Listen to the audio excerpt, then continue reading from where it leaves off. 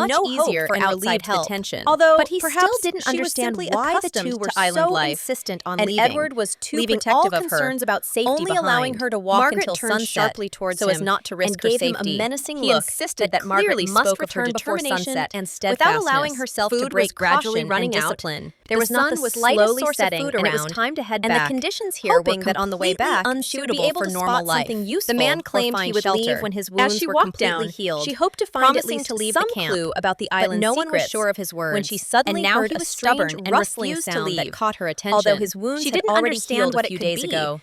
And But when he she still looked remained closer, in place she without couldn't remember moving. if she had Edward seen tried to anything throw him like out, it before. but he stubbornly it turned refused out to to be a leave, starting pistol, as if ignoring which any looked attempts to unusual show and discipline. completely He different from continued the to weapon sit she there. had seen The wounds earlier were in the healing, original novel. but he remained there in was his some place, kind of as if inscription deliberately on it, testing the the meaning of which patience of she the could others not present. understand. So he spent and the 2 red nights in a color of the row pistol right at the made it entrance to quite the cave, unusual and and remarkable. declared that he would There was a stand small guard, bag of ammunition protecting the lying passage nearby, from possible and threats. Margaret decided It should to try be remembered using the that weapon. going outside at Checking night how it is functioned in extremely practice. dangerous. She didn't The smell of a immediately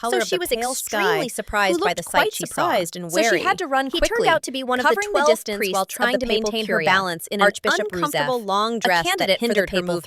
throne. But The man suddenly thought she was she a witch, realized that she but was she being only chased asked by why wolves, he came to that which conclusion, added to the feeling not of hiding danger her and surprise. tension. She She at saved least him, broke away and he from the didn't pursuit even a little, say thank you, thinking that which she had irritated almost her reached her goal, because the main and that it was characters only usually a short behave distance too to go to the arrogantly. supposed She refuge. pointed out that But salvation suddenly, required Margaret recognition, saw a man with and long his hair indifference ahead, could have resulted standing in the death way if and he had not unexpectedly understood the blocking the threat. road. He took a deep She breath screamed and finally sharply, expressed demanding gratitude that for the the man rescue, get out of the way, albeit with trying to obvious protect herself awkwardness and and not let him embarrassment. block her She escape noted the route. She strangeness had to of his shout wording, again, but decided insistently not to urging him quibble to leave and to observe his immediately, reaction because further. every second After could that, be he looked decisive at her for more salvation. closely. She and said that screamed he at him might not know to her stand from there the like a past, pillar, as if because recognizing a huge familiar monster was face. approaching He from came behind closer them, and said that she threatening looked everyone somewhat around. like Lady But he didn't Flown, react in any causing way, her bewilderment remaining and motionless, slight alarm. like a She had stone absolutely sculpture, no not idea hearing how her he could know warnings. her. Then she And gave him why a he sharp push associated in her the with shoulder this and name and rushed image. forward. He noted hoping to that it escape seemed the like danger she was zone as following quickly him as possible. even here. However, As if she watching managed to his grab his every hand move and drag him along deliberately with her, pursuing him, so that he and would it was not as if be left all behind this was being and done fall into the so that he clutches could of the create a monsters. love potion He tried to for her, understand what which was would cause happening her confusion and why and so many bewilderment. strange She creatures had replied that gathered she in did this not place at understand once. what he was He talking believed about, that these and were what the the point of all this consequences of the was, explosion because her of that actions had a magical completely country different that he purpose. saw in the sky. In the past, she and did tried to indeed find a torture logical Rusev explanation. with a love potion. The girl explained Incited that magic other priests worked to differently on experiment this island, and even and what sponsored he it. saw was Margaret not showed real her magic worst at all, side, which but led an to a bad illusion. ending. At this pace, demonstrating the creatures her dark would catch up with side. them in no but time. she decided to But deny then her identity, gaze fell on a claiming large that she stone was nearby, not Margaret, and an idea in order was born to hide her instantly. true motives A plan and deceive immediately everyone. formed in her head. She didn't understand They how could drop Margaret to the even ground and survived hide in this when she world, gave the signal where to there were avoid too attack. many enemies, But the man and every clearly step didn't was understand fraught what she was with danger. talking about. The man And said the that she was expression on his lying face because it was indicated her a hands complete that were lack behind of his understanding kidnapping of the situation. and all the She events pulled that out a led them starting here. pistol If and she gives pointed into it his straight words at when him, she meets other demonstrating people, that he should she will act have on her no command allies without delay. left. She And her informed him that he enemies should may lie use down on this the ground against her. immediately. So she had to protect resort to himself the from the tried and approaching true threat. method The of man became confidently frightened denying and automatically demonstrating covered his control head over with the his hands, situation. reacting She to the declared sharp that it was order sheer with rudeness, obvious fear that she was aimed not the flare Lady gun Flown, straight at the creatures, and that her accusations deciding were to attack completely them and unfounded. create an She opportunity also for their emphasized escape. that Soon she there was a herself loud almost explosion, died, and and that managed this to is a hide kind behind of a rock. loudmouth Feeling is right temporary tactic, relief from the creating horror they the had illusion experienced. of strength. Luckily, He asked they why she was managed to screaming survive, like that, and the danger she replied that temporarily she was receded, simply playing the leaving role only of a noise lady, and smoke while around. simultaneously And the lady confirming breathed a that sigh it was of not relief. her, but The only man, a however, mask. asked He who should she have really listened to her, was and why because she was she there. saved his She life, turned around which to see a he, man with long albeit hair, the reluctantly, color of the pale eventually sky, acknowledged who looked and quite confirmed. surprised and She wary. demanded that he he turned out worship to be her, one of the 12 expressed priests gratitude of the papal and promised curia, to repay her Archbishop kindness Rusev, 100-fold, a candidate demonstrating for the papal her throne. power over the man him. thought she But was he a didn't witch, even do that, but she and only that asked irritated her why even he came more, to that conclusion, showing that he didn't not appreciate hiding her surprise efforts and rescue. She saved him. This made and he Raoul didn't feel even noticeably say thank you, embarrassed, which irritated and he admitted her that he because had the not main thought about characters it, usually realizing behaved the too arrogantness awkwardly. of her She demand. pointed out that She salvation insisted that he required stand recognition, and bow until and his she left, indifference could have resulted in monitoring his death every if he had movement not and understood reaction. the threat. After He took this, a deep she breath asked and why he finally was standing expressed still, gratitude for the rescue, and he began to bow albeit again, with obvious emphasizing awkwardness her and power embarrassment. and exactingness. She noted the strangeness She looked of very his wording, angry. The but veins decided on her not neck to stood quibble, out, and to observe she was his reaction angry because further. of his slowness After that, and he disobedience. looked at her more closely. She also reminded and him said that that he at this might know her time, from the he should past, also thank as her. if recognizing Demonstrating a familiar humility face, and he came gratitude closer for and saving said that him. she looked And it worked somewhat perfectly. like Lady Flown. While he was busy Causing bowing her and bewilderment, thanking, and she could slight calmly alarm. disappear. She had absolutely Not bad. no She idea didn't how he flinch could know and her, confidently deceived and why him, he associated maintaining her with this control of the name and situation image, and he not noted making that any it mistakes. seemed like she was following him even here, as if watching his every move and deliberately pursuing him. And it was as if all this was being done so that he could create a love potion for her, which would cause her confusion and bewilderment. She replied that she did not understand what he was talking about and what the point of all this was, because her actions had a completely different purpose. In the past, she did indeed torture Rusev with a love potion, incited other priests to experiment, and even sponsored it.